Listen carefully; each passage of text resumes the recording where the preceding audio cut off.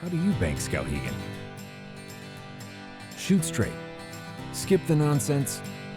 Roll up your sleeves and get down to business. With Skowhegan Savings, you get a bank that's available, that's flexible, that's in it for the long haul, whether you're just starting a business or have been around a generation or more. Bank Skowhegan, so you can build a business. Skowhegan Savings, straight talk banking. Good morning, folks. Welcome to Now You Know, our second show of the season. And we have this morning David Sear, who is president of Skowhegan Savings Bank. And we're going to talk about a very important occasion going on right now, the 150th anniversary of Skowhegan Savings Bank. And hopefully, we can give you a little bit of history of the bank and how much it's changed over the years, as well as talking about all the events that have been going on to celebrate the 150th anniversary of Skowhegan Savings Bank. Our guest, David Sear. Thank you, Chris, for having me on. Good Really morning. appreciate it. And before we get going too far, I have something to present to David and Skowhegan Savings Bank. And it comes from our show creator, Katie Willett, who hopefully will be here shortly. And this was a plate, and I'll hold this up to the camera a little bit, that was obtained in 1973 as part of the town of Skowhegan's 150th anniversary or sesquicentennial. So it has, it seems pretty symbolic, I think, to give that to Scout Savings on their 150th anniversary. And it says on the back of the plate, given with pride to Skowhegan Savings Bank by Katie Vallier Dennis Willett. This plate was purchased by Henry Vallier, a founder of the Skowhegan Tourist Hospitality Association of the Skowhegan Area Chamber of Commerce, and his wife, Roxy Russell Vallier, administrative secretary to William Philbrick Sr. and the Kennebec Log Company. The historical plate was created for Skowhegan's sesquicentennial celebration in 1973. This commemorative plate has now been presented to, he's not here, John Witherspoon could not make it this morning, but his name is on here too. John Witherspoon, CEO, and David Sear, president of Skowhegan Savings Bank, on September 25th, 2019, in honor of the bank's 150th anniversary, when the two officers appeared on the television program Now You Know, with me, Christopher Perkins, co-owner of Whittemore's Real Estate and host of the program, and Kathleen Vallier Dennis Willett, the program's producer. Wow. So this goes to Skowhegan Savings Bank.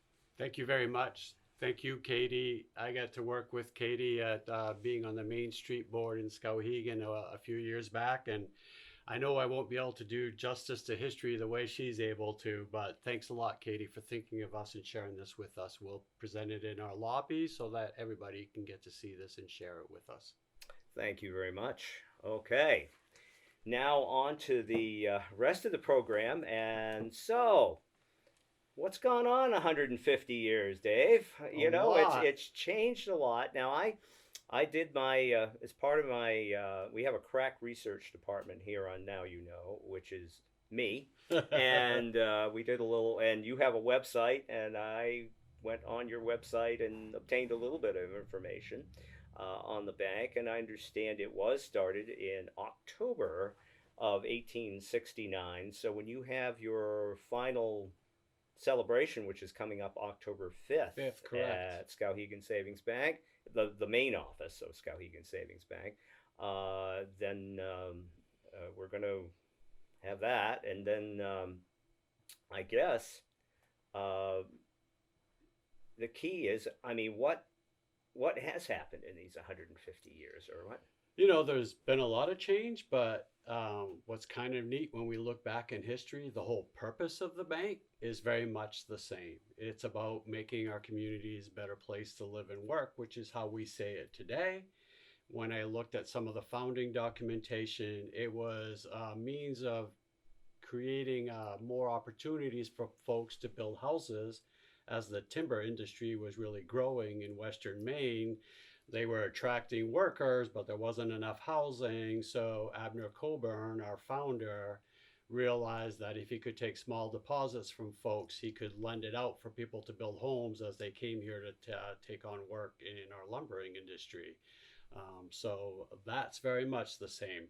How we do our work, though, is drastically different, and the size of the bank is dramatically different. Obviously, with computers coming around in the 70s and how that has accelerated, we change quite a bit, almost on an annual basis now. Yeah, and probably, and we do have an Abner Coburn Day in Skowhegan now, kind of commemorating this man's accomplishments, which were pretty unbelievable. But apparently, he and some other key members of the community said, we need a place to deposit money, a safe place to deposit money, and we also need a place that can make some loans to Correct. people. So that happened back then, and that's how Skowhegan Savings Bank got started. He and his brother, I think his brother's name was Philander, started together, and they were in a combination land and timber business that really took off, which was unbelievable for its time. And I believe they were multi-millionaires. I think They back were the then, largest landowners in the state of Maine for a period of time. which was pretty incredible. When And you of think about it. course, Abner, 4 or 5 years prior to launching the bank, had been governor of the state of Maine for a year during the Civil War. We were lucky enough, and I don't have an original, but of finding some charter documentation from the bank with his signature, but also with the signature of Joshua Chamberlain, who was our governor at the time.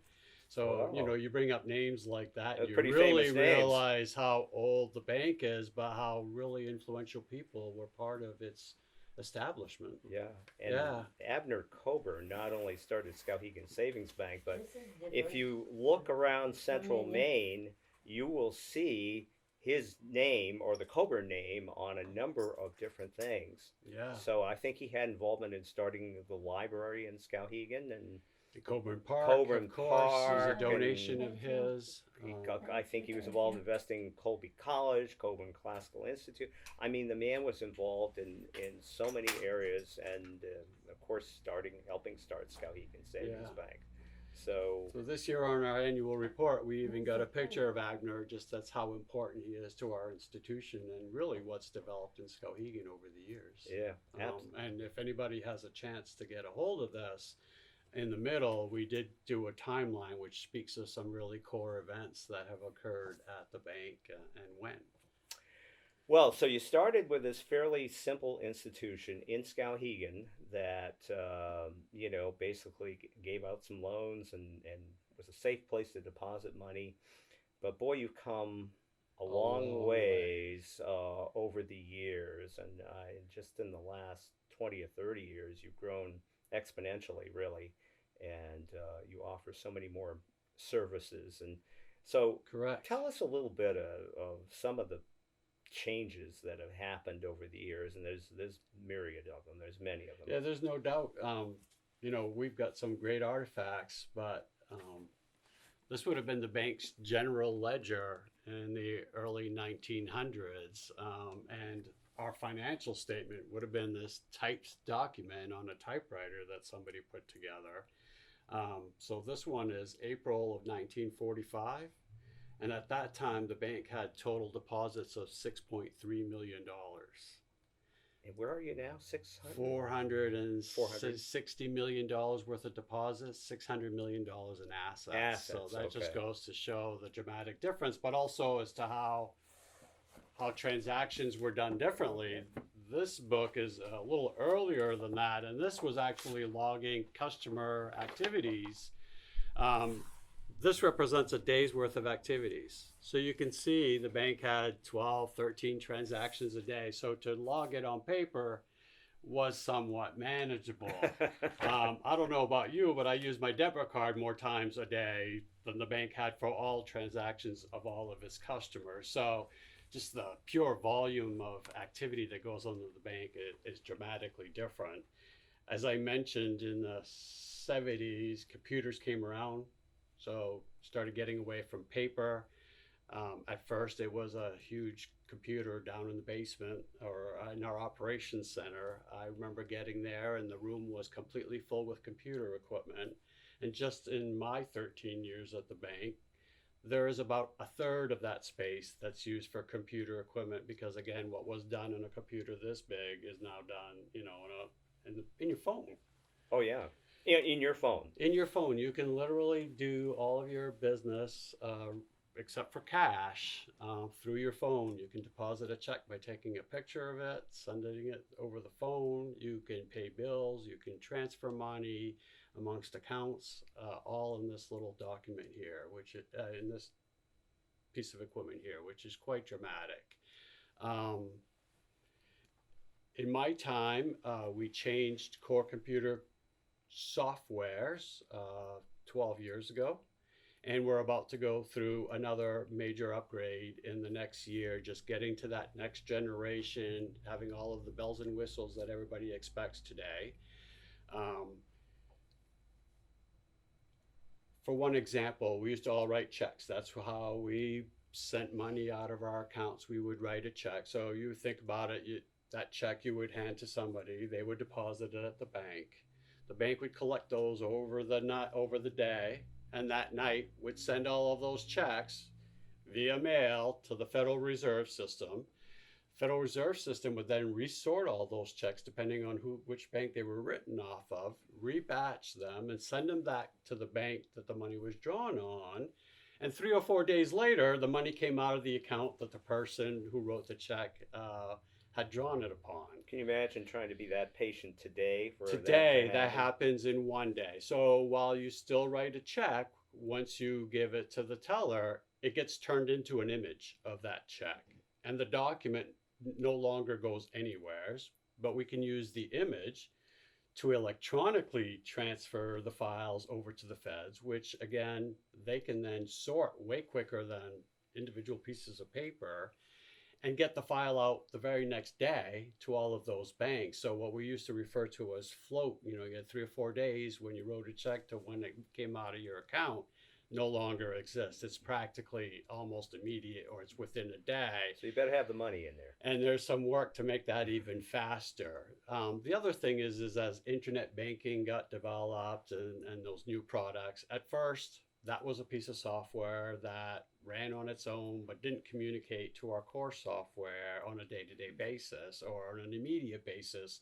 We would just feed all of the transactions overnight in a big batch file.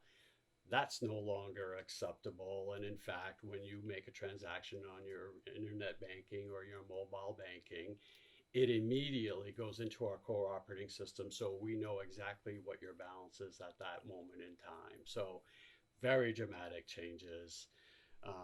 The volume of computer software that we use, we must have 30 different software types that we use to serve our customers. And, it's a task on its own just to make sure that they all communicate. And as somebody makes small adjustments on one, that communication stays tight and goes through to the next piece of software. So you must have a pretty good sized IT department figuring Yeah, this we stuff now out. have 5 people dedicated right here in Skowhegan, but we also lean on a very core customer, or not customer, but vendor of ours to manage our core operating system, which is actually down out in North Carolina now. And they have, thousands of employees to keep up on all of the software changes and the need for new services. What percentage of people actually come into the bank now? Certainly the younger generation is very comfortable on doing everything on their phone. Correct. And ATM machines and all that stuff. So probably a fairly high percentage of them probably never set foot inside. Or rarely set foot. That's correct, which has changed our business model. As bankers, we used to count on customers coming in and asking for a service or a loan or a new product. And now we don't even see them. So we've had to change our mindset and realize we need to outreach to them differently and learn about their needs just in a different fashion.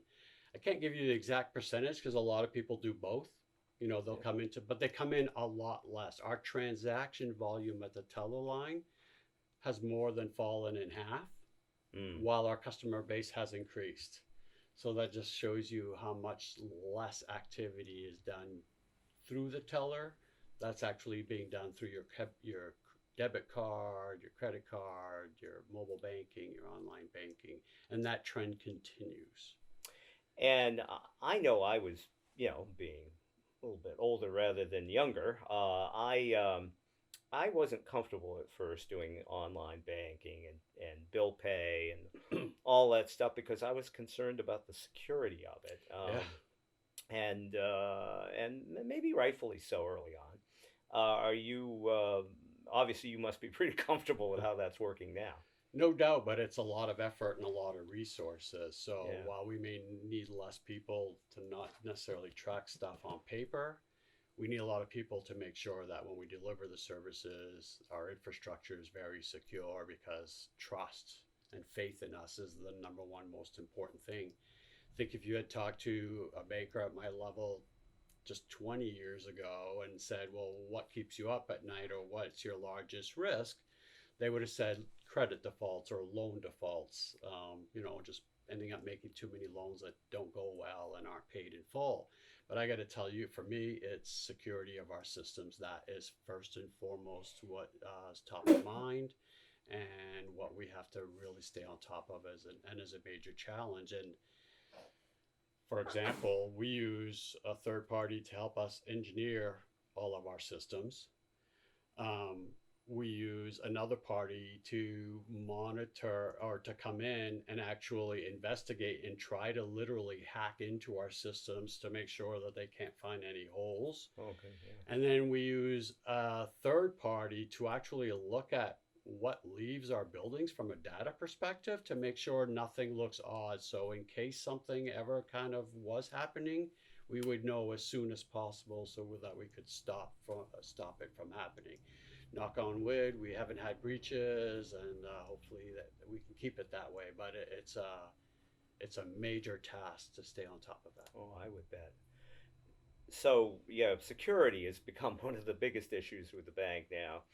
But going back to the customers, and the customers really doing more stuff online, bill pay, overall banking online, ATMs, so forth. So they're not physically coming into the bank that much. So No, obviously, this has to have some impact on how you allocate resources correct. and number of tellers that you have, the number of brick and mortar facilities that you have, those types of things. Right. So I think the number of people behind the teleline has fallen probably by about a third.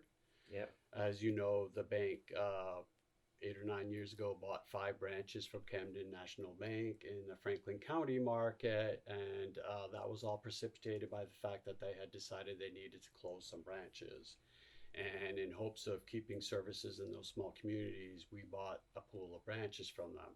Unfortunately, we did end up closing a couple, and it was just purely we need a certain size of volume within a branch to cover the teller costs and the infrastructure costs. Um, with mobile banking, customers can do practically everything. I mean, if you have a small company and you have payroll, you can ACH into your employees' accounts their payroll, their check every week That's instead right. of issuing a check. You can wire funds from one bank to anywheres in the country, with immediate funds. So you can trigger a wire from your digital products now and have those funds arrive within an hour to another institution anywheres in the country. So things are drastically changing. There's less paper, which I Mm. think is a good thing. Now we have folks that don't even get statements with paper because they like getting them electronically, which is good for everybody. I think it saves us from having to mail out statements every month. It's immediate for the customer. It's easier to go back to from an archiving perspective. Uh, I always thought having computers is going to eliminate a lot of paper, but in my world, I haven't really seen that because people are always emailing me stuff, and I have to do the printing of it now. Well, you got to get used to just different formats of reading things. I'm with you. Yeah. One thing that helped me a lot was when I realized I could have two computer screens and see two different documents and side by side, then I print quite a bit less than I did a while Oh, back, okay. for example. Yeah. And, computers, while they've been around now for 40, 50 years, I think the pace of new features and development and all that is just continually excelling. Yeah. It's going faster and faster all the time. It's amazing. Oh, You can apply for a loan with us. You can apply for a mortgage loan without stepping foot in the bank even now. Literally do all of that paperwork online. We can send you disclosures. You can electronically acknowledge your signature online, and these are all proven products that are safe and secure. now Skowhegan Savings Bank, as I said, we started with Abner Coburn in 1869, one bank, and that was it. And now there's a lot of banks throughout central Maine. You truly are a regional bank, and you compete on a regional basis. We sure do. You've got, you know, branches, got 11 now, right? That's around, correct. around central Maine. But you're really going well beyond that in terms of trying to get loans and things like that.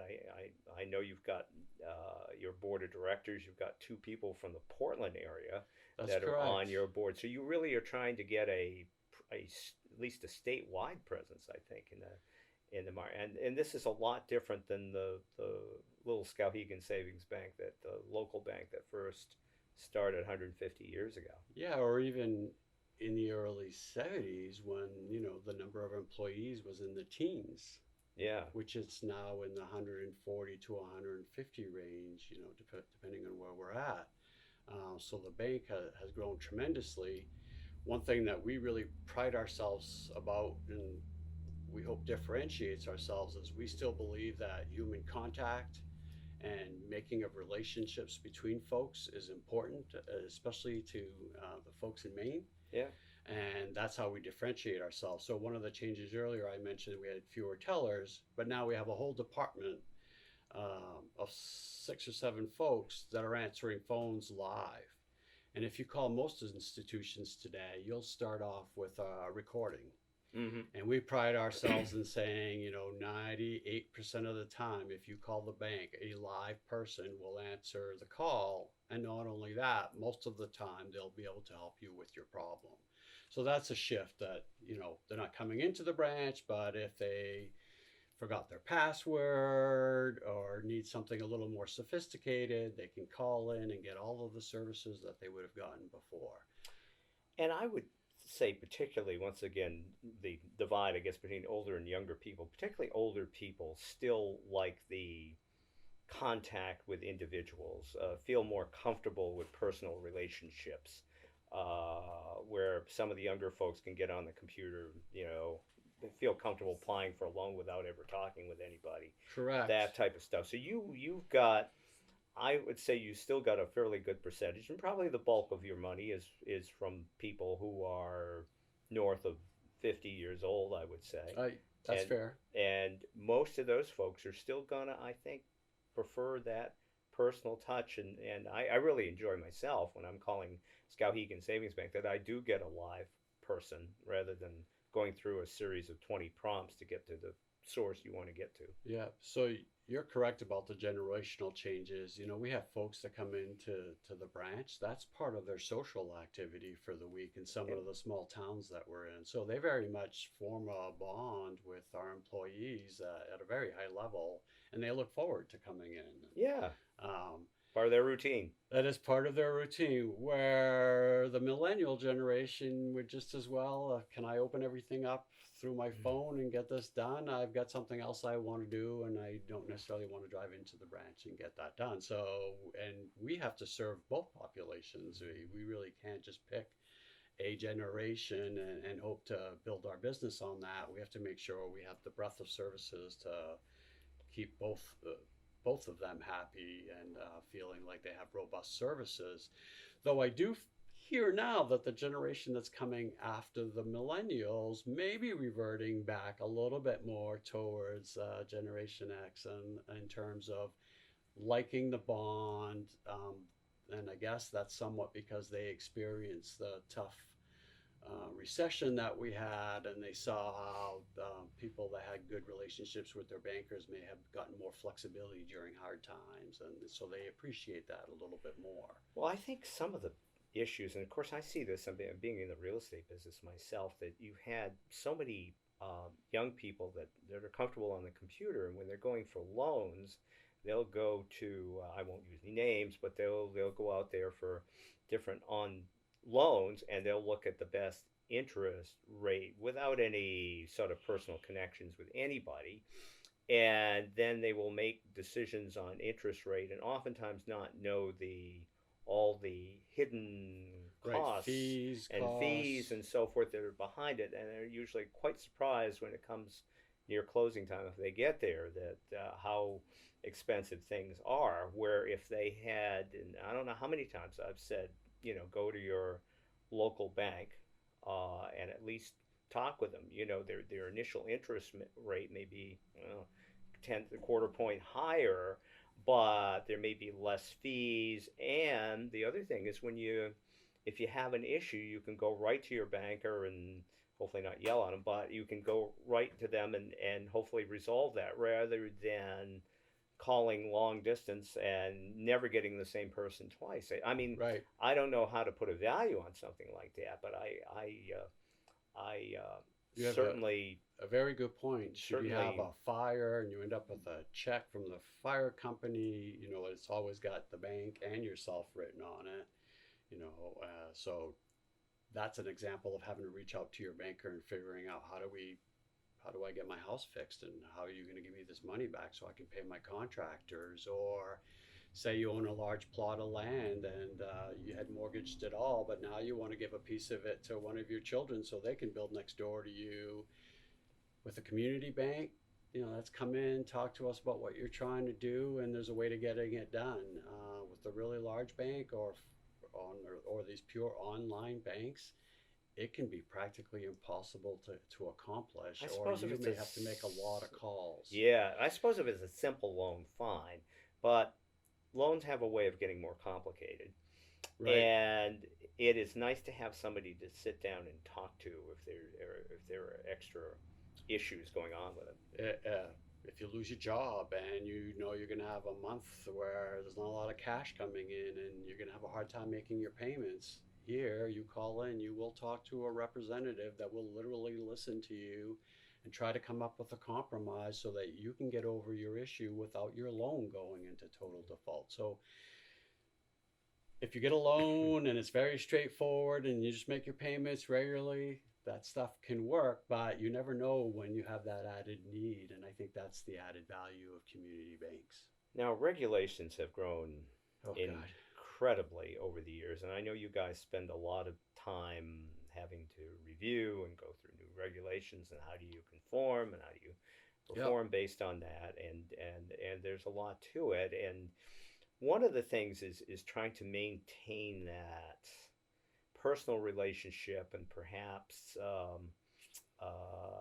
you know still accounting for the individual's personality and their background, with even if they don't conform right to the black and white standards Right. of loan parameters. Right. You can still do that to some extent, I take it, but Yeah, very much so. Though, we joke at times that we have more regulations than nuclear industry does, and it's almost true. But very often there's a different approach or a different product that can be used to help somebody accomplish what they're trying to accomplish without us breaking the regulations. But it's a substantial burden on the bank in terms of we have three and a half full-time jobs that's all they do is making sure that we're being compliant. And keep in mind, that's not is the teller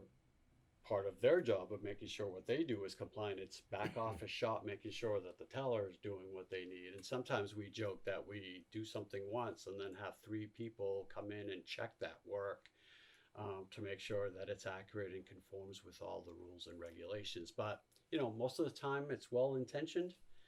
I think they're there for a purpose, and I don't know that it really stops us from accomplishing things, although maybe the path sometimes is not quite as direct. It kind of sounds to me as though, unfortunately, during the financial crisis of how many years ago now? 12, 11, 87, 80. 12 years. Yeah, that the community banks, such as Skowhegan Savings Bank, kind of got picked on along with the national institutions that screwed up, and you guys have just dealt with a sea of new regulations that have made your life difficult.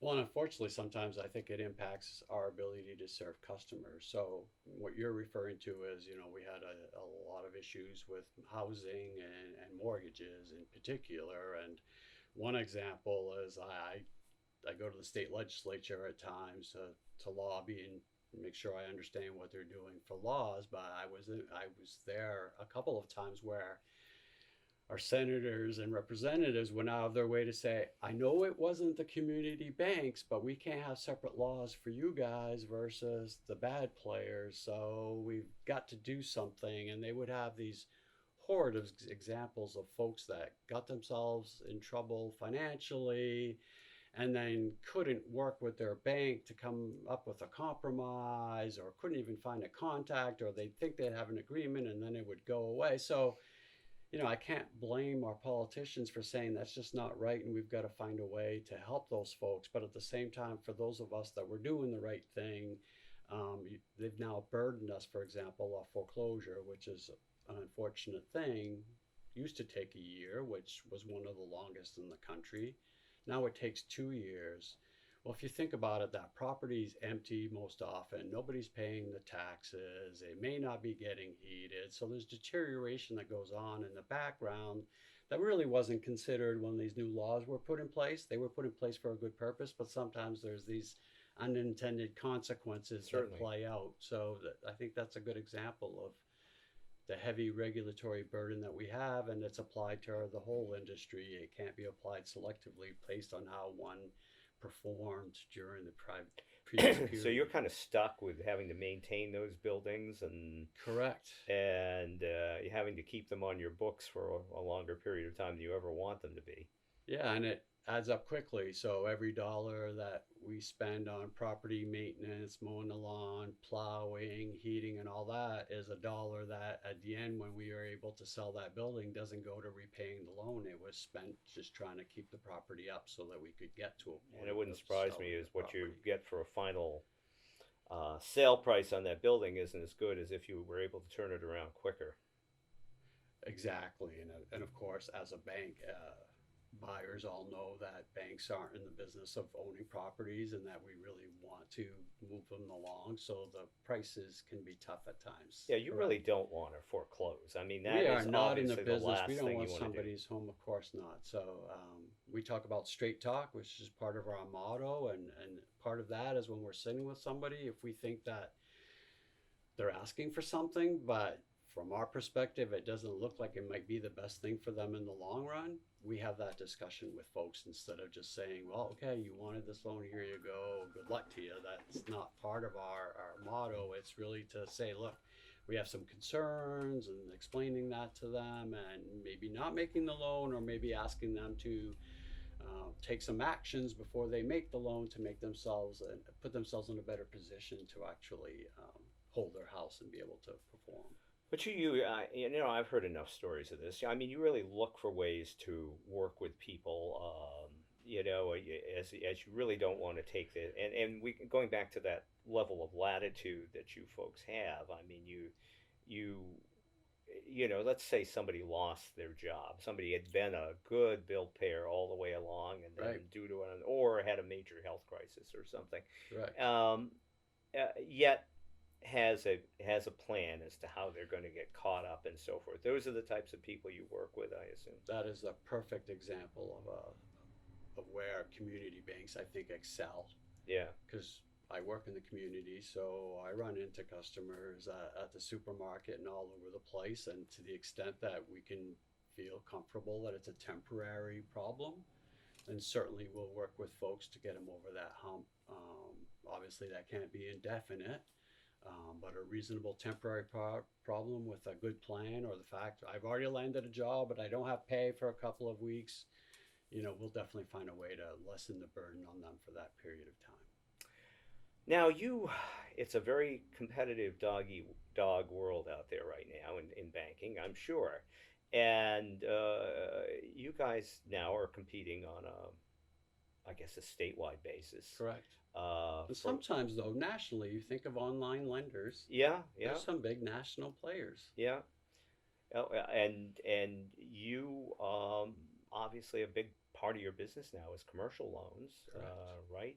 Correct. And so how do you how go about that? I mean, you've got some folks that obviously have to hustle for these things, and there's where personal relationships can play a big part in success. So I think I'd bring up before I launch into that. Earlier, you mentioned, there's a lot of competition, a lot more competition than when we first opened. But at the same time, there's a lot of pressure. And in fact, if you look at the number of banks that were in the country, we peaked at some 15,000 institutions, and we're down in the 5,000 range. Hmm. So there's been this huge consolidation, and that trend continues. So it's really important for us to stay on our toes, stay competitive, and not sleep.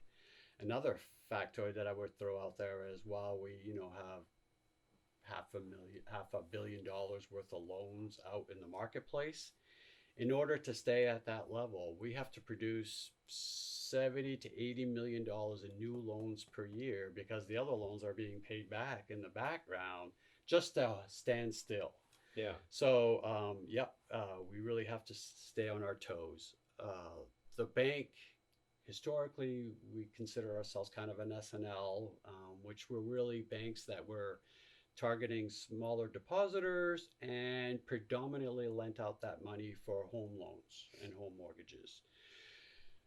As time has gone on, Freddie Mac, Fannie Mae came into the picture, mortgage companies came to the picture, and home loans have become almost a commodity type of product.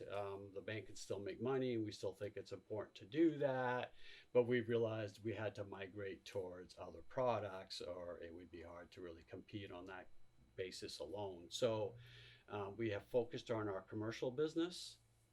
In the 13 years that I've been at the bank, that business was as small as about $30 million in loans, and now exceeds $150 million in loans.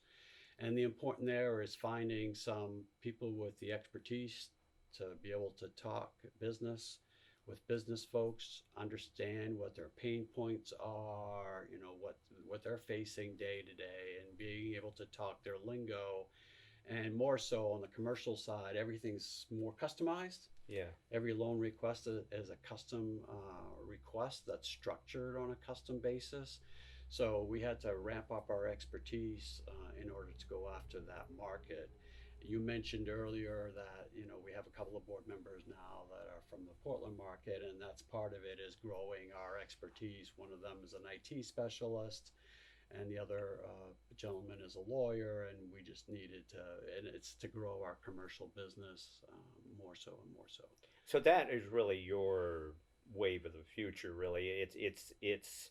I mean, you're still doing the mortgages. Correct, and we still do auto loans, small consumer loans. Even in auto loans, for example, we do what's called indirect lending, so that if you go to your car dealer, most car dealers in central Maine and various parts of Maine have arrangements with us. Well, they'll take your loan application, send it to us electronically. We have a staff of 3 people in the background that are making immediate decisions on those loans, giving that answer to the dealer so the dealer can do the transaction, and then us and the dealer settle the paperwork and the dollars in the background. But we're one of a few banks that are left in Maine that actually provide that indirect service. Again, because it had become a commodity, we are lucky that we have a couple of very talented employees that know that market very well and have continued to be able to perform for us in that world. So I don't want you to think that commercial is the only thing that we do, because mortgages is still our largest portfolio. Okay. But the growth is more so coming from the commercial world, more so and more so. So is a lot of competition. It sounds like for in the It's commercial. And do you ever? And I think I've heard this. You do collaborate occasionally with other taking yeah. pieces of You mentioned loans and you mentioned regulations earlier, and the government says to us that we can't put more than 15% of our net worth, our own, the bank's own money, never mind the money we get from depositors, at risk to any one customer. So for us, that means that to any one individual or collaboration of groups of companies owned by that individual, we can't lend more than 12 to 13 million dollars by law. And that's a hard, don't cross that line, can't do that. But we have at times participated in 20, $40 million transactions where we find other community banks that aren't necessarily direct competitors, have other markets where we don't overlap, and we'll share in those loans on a participation basis. So that's a way for us to entertain larger transactions through participations with other banks. it gives you contacts with some of these larger loan sources that maybe you can do future loans with. As well, or at times lean on an expertise that we may not have at another bank to help a customer of ours. So it's a healthy process that goes on in the background. Well, Maine being a small state, it's a bit more intimate than most states are, and you can easily know a fellow banker in Calais or in Portland. I mean, you must have in the years that you've been in the banking business, you have probably a lot of contacts with all these different bankers, Uh, and many you probably consider friends. exactly. And while we compete, we also share best practices Yeah. because it's a lot easier rowing that boat in the industry together and having a common front when we go to the legislature. So I have a ton of contacts. I personally grew up in Van Buren, Maine, on a small potato farm. Went to Housing College, but when I graduated, moved to the Portland market and got a lot of exposure to Portland area banks and made a ton of friends down there, who are now CEOs of banks, and I reach out to regularly. So you say, well, hey, I've got this situation here, and I really have never done this before, and I really don't understand the mechanics of doing it. Can Have you done this, Joe, or Sally, or whatever? Right. You have that type of relationship with fellow In bankers that you can do that. fact, I did that last week where I have a really good customer that's in an industry and they've done really well for themselves, and all of a sudden they want to make an acquisition that is 4 to 5 times bigger than any acquisition that they've made in this space so far. So one, I couldn't handle the size, but two, I really wanted to make sure structurally we made it right. So I made a call to two different bankers to just vet what I was thinking, to see if they would be interested in helping our customer accomplish what they were hoping to get done. Yeah.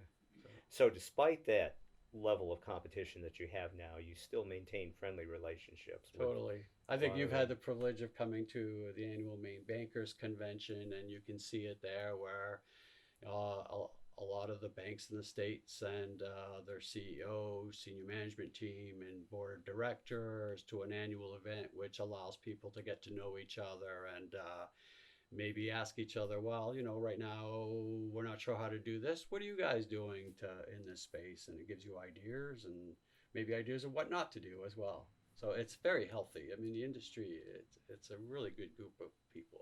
Yeah, there's a certain value, I would say, to those annual conventions where you can talk to people. I go along for the ride, by the way, and in full disclosure, my wife is on the board of directors, so I am the spouse that gets to go along on some of these trips, Right. which is very very nice, and uh, and and hopefully productive for you guys when Yeah, you're there. definitely. Yeah, Certainly is. And as you know, we have educational events so that we all can share and getting education and sharing in the costs of getting that knowledge. yeah, It's absolutely. very good. So structure-wise with the bank, Yeah, you have a board of directors, and I was counting numbers in my head. I believe there's seven that's correct. members on the board of Yeah, directors, and John Witherspoon, who is the CEO of the bank for a short period of time, is also on that board of directors, along with six others from out state of Maine. Correct. really on that. So they're Right. kind of like at the top, Yeah. and they oversee everything. Correct. And then there's your president and CEO. Right. Okay, and right now you're this year you're president, and next year you are I'll be president sitting. and CEO. That's correct. Yeah. John is due to retire at the calendar end of the year, and I'll get that part of his title as well, though he is staying on our board of directors, so we will add a member to our board of directors. He's been in banking in central Maine for his whole career. Oh yeah. So he's got a lot of great contacts, and we're really pleased that he's staying on the board so we can keep that historical knowledge. As far as our structure, I'll back up even further because we have kind of I don't know about unique, but it is somewhat unique ownership structure. So we're a mutual institution, meaning that we don't have stockholders. Right. We are actually owned by, we like to say our communities, but on a technical basis, it's our depositors who own the bank. And so, from a management of the institution perspective, we have corporators. We have a group of folks that are referred to as corporators. There's 60 plus of them. I was going to ask you how many. I'm Yeah. one of them, and Yeah. I've been there a long time. And what we do is they're all community folks. They're in the communities that we operate, and they serve a couple of functions. We ask them to kind of be our eyes and ears on the ground in our communities in case they hear something that the bank's doing or not doing that they think we should adjust, and so they can talk to us.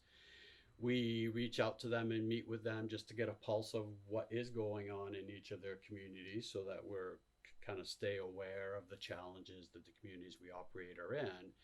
But then once a year, we have an annual corporators meeting, and one of their jobs is to nominate and elect the board of directors. Mm-hmm. So there is even that party that's above the board of directors in that every year they elect our board of directors. But then from a day-to-day basis, the board of directors is in charge of operating the bank.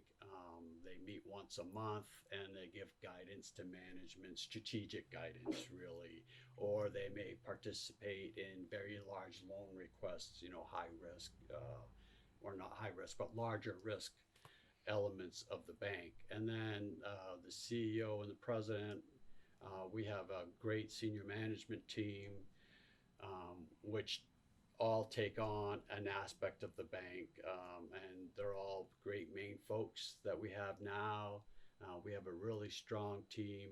For example, we have somebody who runs our HR department, all of our human resources activities. We have a chief financial officer who's responsible for all of the accounting, auditing. We have a risk manager that's really looking at all aspects of risk for the bank, and not saying that we don't take risks, but making sure that we acknowledge and manage them correctly. We have an operations person who runs our IT department, our deposit services, our loan services. Our CFO also is in charge of our facilities management. So we have a senior commercial lender, and we have somebody that's in charge of our sales and customer service. So that's how it kind of then channels down. And then we have a great middle management team that are the folks that are doing the work on the ground day to day. And of course, the whole 145 employees. So that is our structure in essence. And this mutual ownership thing is really important to us. We think it really helps us be who we are.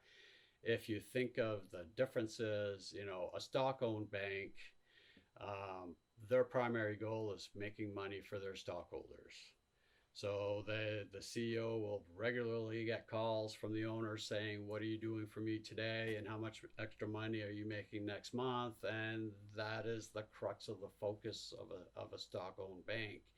Ours is quite different because it's really, we're here for our communities and our depositors. So we lose the stockholder thing. We have to make money because that's the only way the bank can survive and go hopefully another 150 years.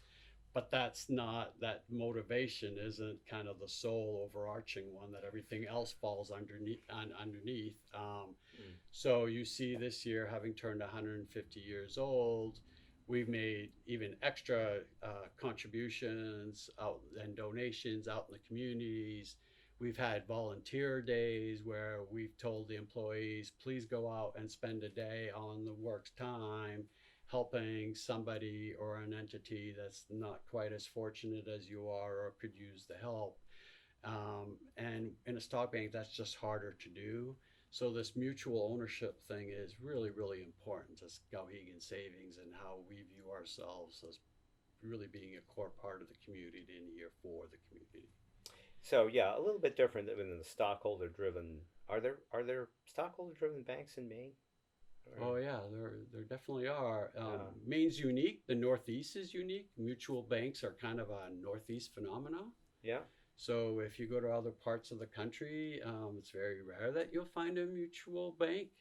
And Maine in particular has a good group of mutual banks. And you know, while we celebrate 150 years, there's 8 or 9 of us that all were formed in the couple decade period around that are still here today doing what we do. And if you look at corporate America, not a lot of companies last 150 years. It's a very rare thing. But this mutual ownership again helps that, I think, um, maintain continuity. We get to continue when we make investments. It's not an investment of, well, how's that going to increase net profit next quarter? It's about how does it make us more sustainable and better for the next year, 2 years, 5 years. So we get to look out in time a little bit further, I think, than our stock banks do.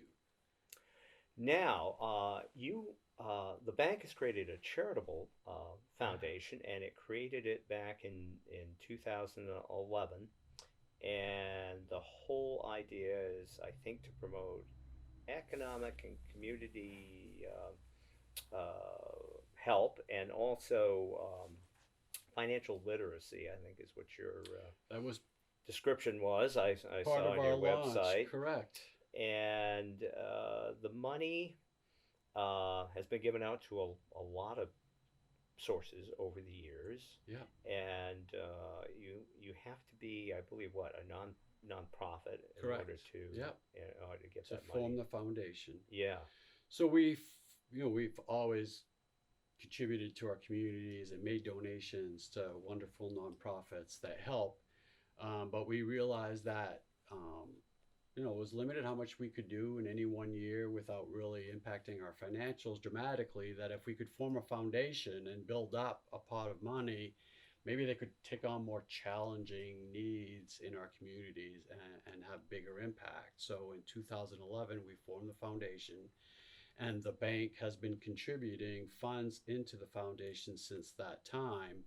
We, I would say, till just very recently, viewed those years as our formative years, and that we really wanted to build up the balance. So now we have approximately $2.5 million that is in the foundation, and the foundation is trying to figure out, okay, how are we going to make impact into the community. So just recently we changed the board of directors from being the same as our board of directors at the bank to adding some folks that we think can help the foundation, because it has a different purpose than the bank does. Even hmm though we're in sync and we hope that we're rowing together, it has a different purpose. So we've added outsiders to the board of directors, and they just met for the first time last week, and they're really working hard to determine how to put those resources to use. One thing that we have launched is there's a company in Portland that has launched a new foundation, not a foundation, but a fund that would like to invest into companies. And so we have made a pledge to invest $500,000, or the foundation did. Um, so that if that fund can get off the ground, they need to raise about $10 million in total. They will literally be looking for companies that need some capital infusions to infuse money in, because we think that's a part of the financial mix in Western Central Maine that's a little Sure, bit harder to get than, say, Silicon Valley or even Portland. sure. So that's an example of the things that the foundation will try to do. Is we're trying to get monies into the different stack of financing for companies that will help more startups, companies that are a little bit more on the edge than maybe the bank would feel comfortable with, but the foundation may be able to Mm. help. On the things you've already done. I mean, you've given money to places like George Park. You've given Yeah. money to the public library. Um, The public library, JMG, which is Jobs for Maine Graduates, has yes, been a huge recipient over the last 3 years of the bank.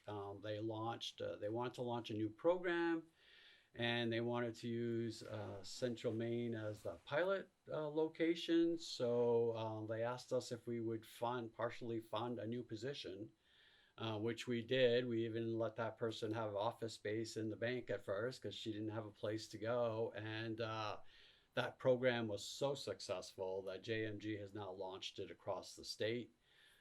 So that's an example of what we like to do. it's kind of interesting because on our previous show last week we had a young lady by the name of Stephanie Perkins who works at Madison High School and is was hired by JMG.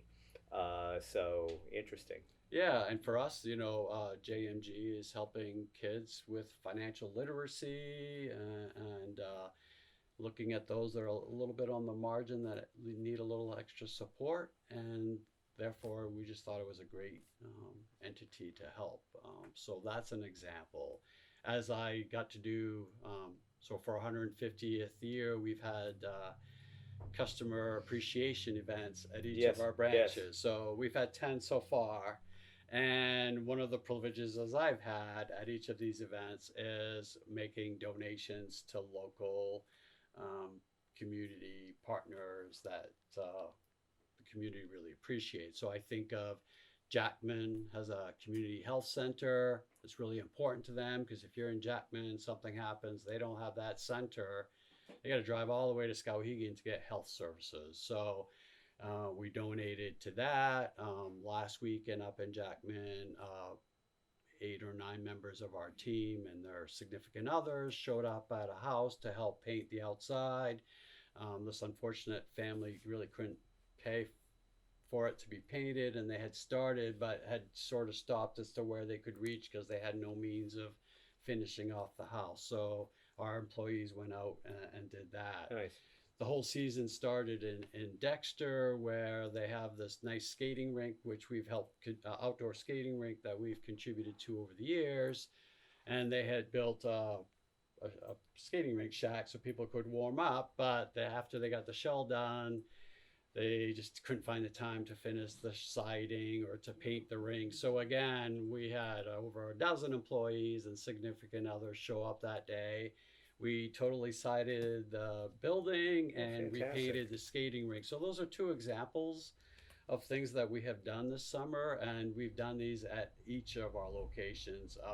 One story that's a little sad these days, I'm sure you've all heard of Leap and the explosion in Farmington. Absolutely. That was one of the groups that we chose for our Farmington location. We had some employees go out to, they have a little park and a walkway through the park with some flowers and stuff. So staff went out there to help weed and remulch the park to get that up to speed. And then we made a donation to Leap directly to help them with their program. So those are just a few Oh, examples of the kinds of things that we do. We really promote for our employees to volunteer. Um, I think there's nothing better for the heart than helping somebody when you're fortunate and you can help somebody else. There's nothing better. I've been part of the Skowhegan food cupboard for a number of years and did that. I'm no longer helping them, but a couple of folks at the bank have taken over the role. That was a blast for me. I'm now on the board of directors of Goodwill Hinckley and the Maine Academy of Natural Sciences, which again just have wonderful missions of helping our youth that need a different approach to their education or have had some hard times. And to the extent that we can help, so it's an you, honor. so you folks, even though you've gotten so much bigger over the years, you still sound like truly a community bank and giving back to the community, and certainly that's a wonderful thing. When we first started the show here today, right before we came on the air, Dave and I were talking.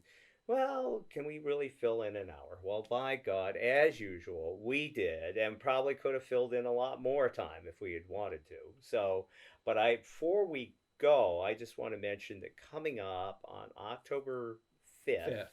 from 11 to 2, is the final event commemorating the 150th anniversary of Skowhegan Savings Bank, and that is at the main office in Correct. Skowhegan. And from what I remember, you have a live radio remote, and there's going to be Correct. giveaways and activities for the kids, and Free food.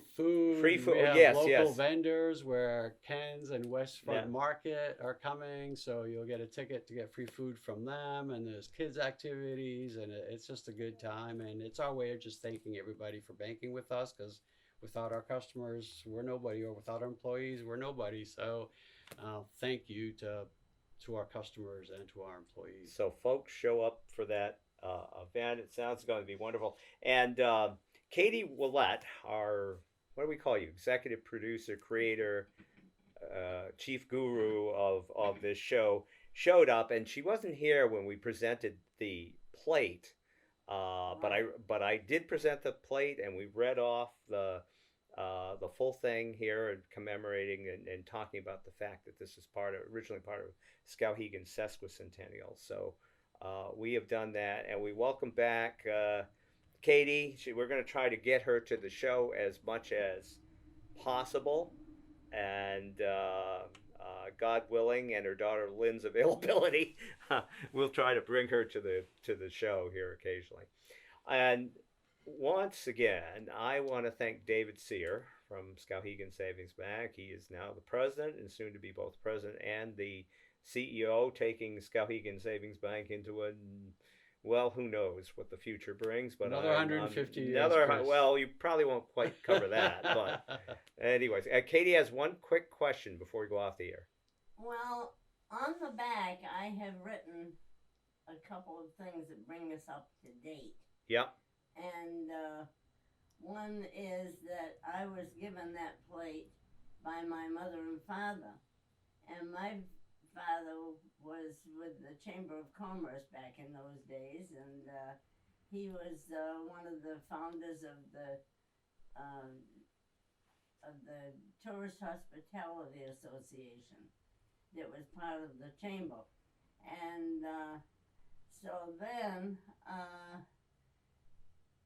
we want to bring this up to date today, and this was presented to me after my mother and father bought it for the sesquicentennial that Skowhegan had, and which celebrated a year of an anniversary for the bank.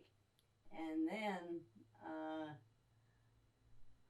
I was happy to give it in Chris's name and my name as the sponsors of this show. Thank you, And, Katie. It's a pleasure to we see you here feel today. That, it's well deserved. Okay. Well, thank you once again, and David, thank you Chris. again Appreciate it. for coming. And there was your fear for filling an hour was unfounded. I guess so. We did just fine, and I want to thank everybody for viewing this. And please come on October 5th, Saturday, 11 to 2, to Skowhegan Savings Bank's final commemoration of their 150th anniversary at the main office. Correct. So, Yeah. Anyways, now you know. I sing often in the vehicle. If I'm driving the 67 Bronco, I've got Bob Marley.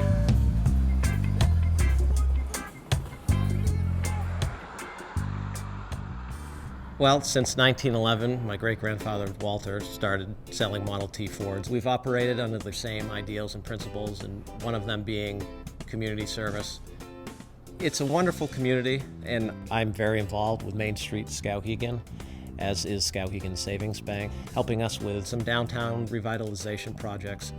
I feel like it's a real team effort to revitalize Skowhegan, and Skowhegan Savings Bank has always been there for us. Even in the last 10 years, a new energy has come to town. I have a young daughter. I would like her to think that, Skowhegan's pretty cool. I could lay some roots down here too. So when I'm driving the 67 Bronco, blasting Bob Marley down Madison Avenue, it warms my heart.